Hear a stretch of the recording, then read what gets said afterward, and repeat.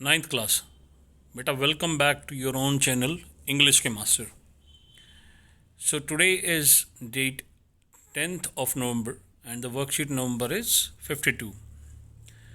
आपकी बुक से ये माई चाइल्डहुड चैप्टर लिया गया है जो हमारे मिस्टर APJ अब्दुल कलाम के बारे में चैप्टर दिया गया है।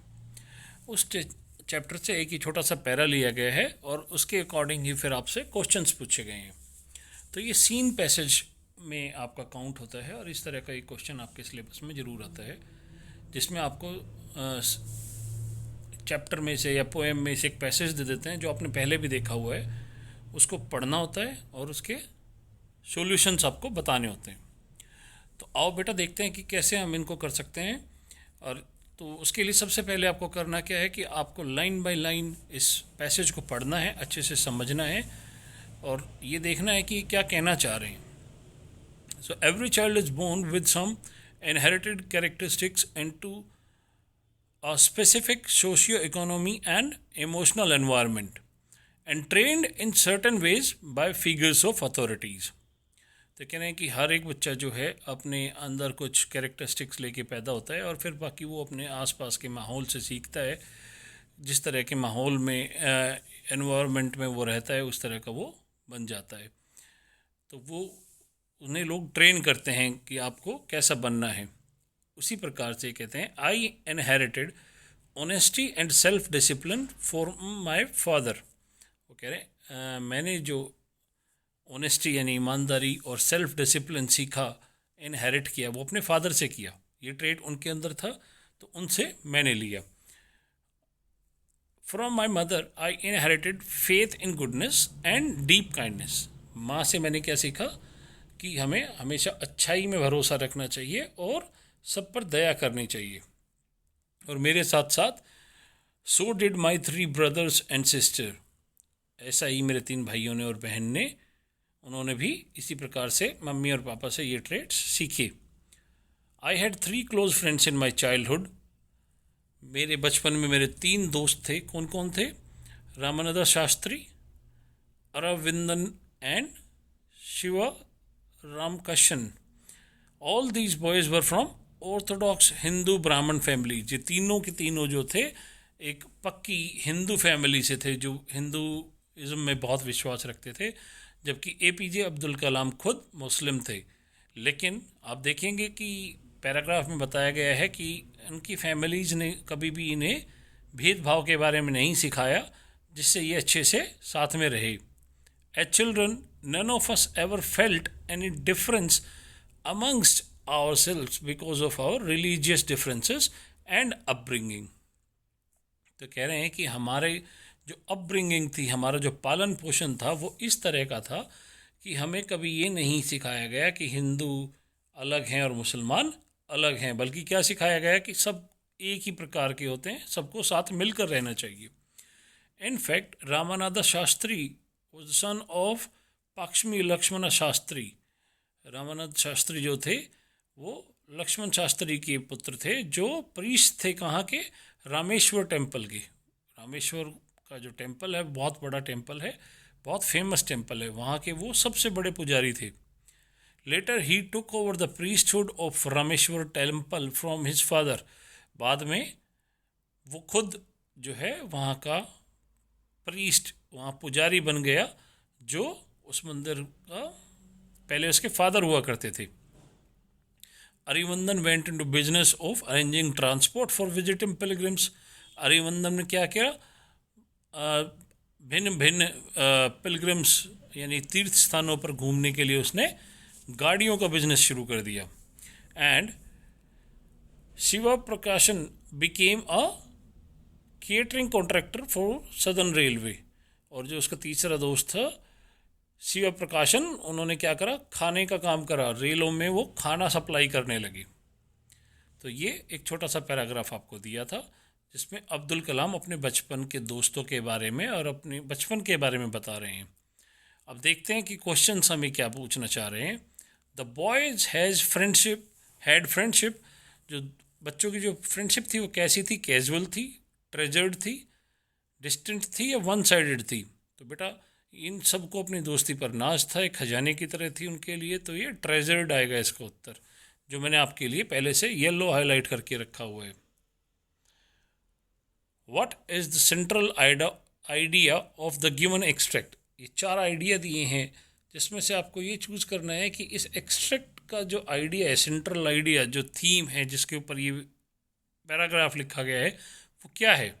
Everything depends on upbringing. सभी कुछ जो है आपको कैसे पाला पोसा गया है उस पर निर्भर करता है। Discipline is the bridge between goals and accomplishment. Discipline जो है वो आपका जो गोल है और आपने जो अचीव किया, उन दोनों के बीच का जो है ब्रिज होता है।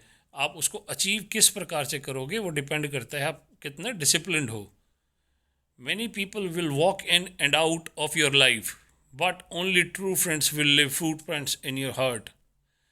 आपकी ज़िंदगी में बहुत से लोग आएंगे और जाएंगे, बट जो आपके दिल पर जो छाप छोड़ जाएंगे वो आपके सच्चे दोस्त ही छोड़ के जाएंगे। The mystical bond of brotherhood makes all man brothers. आपस में जो भाईचारा है उसका जो बॉन्ड है वही सभी इंसानों को एक दूसरे का भाई बना देता है, यानी कि उनको नज़दीक लाता है। तो इन चारों में से थीम कौन सी है बेटा? मुझे लगता है कि एवरीथिंग डिपेंड्स ऑन अपब्रिंगिंग। यही थीम यहाँ समझाने की कोशिश की गई है कि आपको कैसे पाला पोसा गया है, इसका आपके ऊपर प्रभाव जरूर दिखता है। Now the third question is the extract uses the phrase figure of authority. Which of the following expression is incorrect with respect to the word figure? यहाँ पे गया figure of authority. Figure of authority, figure किसे कहते हैं बेटा? मूर्त को, किसी चीज़ को, गिनती को भी कहते हैं। तो पहला किसी निशान को भी कहते हैं, किसी साइन को, किसी सिंबल को। तो पहला ऑप्शन था साइन, यानी ये भी फिगर की जगह यूज़ हो सकता है। शेप, इसका भी मतलब हो सकता है फिगर।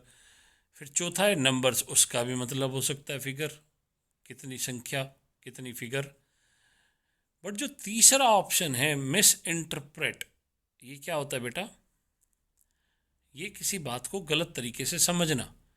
कहने वाला कुछ और कहना चाह रहा है और आप उसको गलत समझ रहे हो, तो उसे कहते हैं आप मिस इंटरप्रेट कर रहे हो। तो ये हमारा फिगर से मैच नहीं करता। तो ये हमारा आंसर है यहाँ पे। Fourth one is choose the option that list the set of statements that are true according to the given extract. तो इसने कहा है कि इन 4 सेंटेंसेस में कुछ सेंटेंस ट्रू होंगे, कुछ फॉल्स होंगे। अब कौन कौन से ट्रू हैं, कौन कौन से फॉल्स हैं, उनका एक नीचे सेट दिया है आंसर्स में। या तो पहला और तीसरा ट्रू है, या दूसरा और चौथा ट्रू है, या पहला और चौथा ट्रू है, दूसरा और तीसरा ट्रू है। तो हमें पता लगाना है कि कौन कौन से ट्रू हैं।